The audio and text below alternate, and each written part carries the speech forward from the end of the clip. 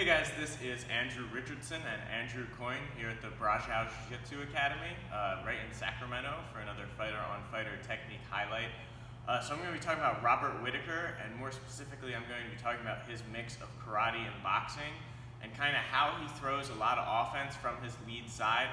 He begins combinations with the left hand and then works in the left leg as well, and really how this mix of explosive, suddenly closing the distance, kickboxing has proven very effective for the champion.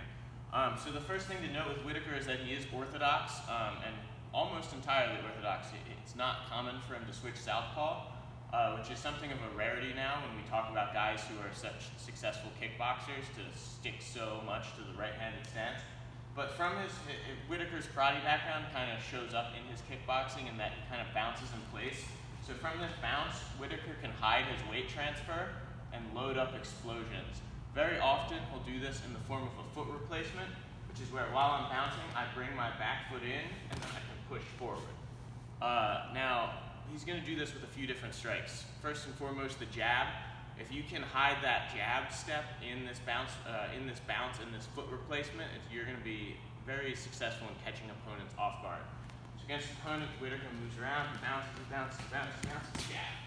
And I'm covering more distance than a simple step punch would cover, and as a result, I'm more likely to land against an opponent that's trying to avoid or be evasive or just back off. Real similar, Whittaker can shift his weight a little bit and load up a left hook. A lot of times this will be done without the foot replacement, but the concept of bouncing and hiding that weight shift and then exploding is the same idea. So again, I'm bouncing, I shift over, and I hop forward. And then finally, something Whittaker did very well against Yoel Romero in the rematch was target that lead leg with left linear kicks. So again, this balance can be used just to keep feint, but when I come up here, again, it's that foot replacement where my back foot replaces my front foot, and then I step up high and I stomp on the knee.